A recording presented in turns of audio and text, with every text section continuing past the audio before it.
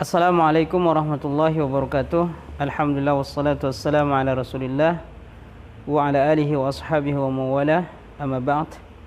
Fa inna asdaqal hadithi kitabullah wa khairal hadi hadi Muhammadin sallallahu alaihi wasallam wa syarral umuri muhdatsatuha fa inna kulla muhdatsatin bid'ah. Amma ba'd. Sahabat Elfa TV dimanapun Anda berada, pada siang hari ini setelah sholat Jumat, marilah kita senantiasa bersyukur kepada Allah Subhanahu wa taala atas karunia yang Allah limpahkan kepada kita sehingga kita bisa melaksanakan aktivitas atau rutinitas kita dalam keadaan sehat walafiat. Sahabat Elfa TV dimanapun Anda berada, ketahuilah bahwa Allah Subhanahu wa taala sebagai pencipta kita telah menurunkan sebuah kitab yang di dalamnya terdapat petunjuk bagi manusia, yang di dalamnya terdapat perintah-perintah Allah kepada manusia, dan betapa banyak perintah Allah yang terdapat di dalam Al-Quran yang kita jumpai di sana. Dan di antara perintah yang paling besar yang Allah Subhanahu wa taala perintahkan kepada kita adalah perintah untuk mentauhidkan Allah Subhanahu wa taala. Allah Subhanahu wa taala berfirman di dalam Quran surah Al-Isra atau surat yang ke-17 pada ayat yang ke-23. Allah Subhanahu wa taala mengatakan, wa qadha rabbuka alla ta'budu illa iyyahu wa bil walidaini ihsana imma yablughanna 'indaka al-kibara ahaduhuma aw kilahuma fala taqul lahumā uffin wa la tanharhumā wa qul lahumā qawlan karīmā. Allah Subhanahu wa taala memerintahkan kepada kita dengan firman-Nya yang artinya, dan Tuhanmu telah memerintahkan supaya kamu jangan menyembah selain daripada Allah, selain Dia, dan hendaklah kamu berbuat baik pada ibu bapakmu dengan sebaik-baiknya.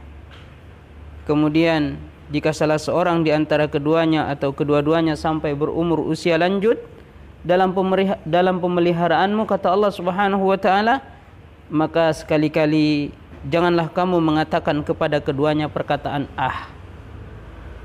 dan janganlah kamu membentak mereka, dan ucapkanlah kepada keduanya ucapan atau perkataan yang baik, perkataan yang mulia. Allah Subhanahu wa taala memerintahkan kepada kita melalui firman-Nya ini agar kita sebagai hamba Allah Subhanahu wa taala tidak menyembah kepada selain Allah Subhanahu wa taala. Allah memerintahkan kita agar kita beribadah, menyembah hanya kepada Allah Subhanahu wa taala. Ini adalah perintah Allah Subhanahu wa taala yang terbesar, yaitu mentauhidkan Allah dan menjauhkan dari diri kita kesyirikan. Jangan sampai ada dalam diri kita amalan-amalan yang kita lakukan untuk Allah kemudian untuk yang lainnya. Ini adalah sesuatu yang dilarang oleh Allah Subhanahu wa taala. Betapa banyak sekali kalau kita perhatikan orang-orang yang belum mengenal tauhid, mereka beribadah kepada Allah dengan sesuatu yang dilarang oleh Allah Subhanahu wa taala, sehingga ibadah mereka tercampur aduk dengan kesyirikan, dan mereka tidak mengetahui hal itu. Dan kewajiban kita sebagai orang yang tahu dan berilmu, maka tugas kita adalah berdakwah, menyampaikan, menyebarkan, dan memberikan informasi kepada mereka, memberikan sajian-sajian ilmu kepada mereka tentang betapa pentingnya perintah Allah Subhanahu wa taala yang besar ini, yaitu Allah perintahkan kita semua sebagai hamba Allah untuk mentauhidkan Allah Subhanahu wa taala, dan Allah melarang bagi kita untuk melakukan perbuatan-perbuatan yang syirik atau kesyirikan. Di dalam ayat yang lain Allah Subhanahu wa taala menyebutkan tentang perintah Allah, yaitu agar kita mentauhidkannya. Allah Subhanahu wa taala berfirman di dalam Quran surah Al-An'am, surah yang ke-6 ayat yang ke-151, Allah Subhanahu wa taala berfirman, "Qul ta'alu atlu ma harrama rabbukum 'alaikum alla tusyriku bihi syai'a."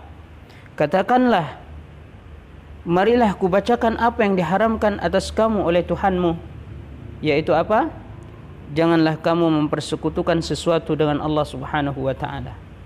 Ini menunjukkan bahwa perintah mentauhidkan Allah Subhanahu wa taala adalah perintah yang sangat agung, yang hendaknya bagi kita untuk memperhatikan dan untuk mengetahui, kemudian menjaga diri kita, keluarga kita agar tidak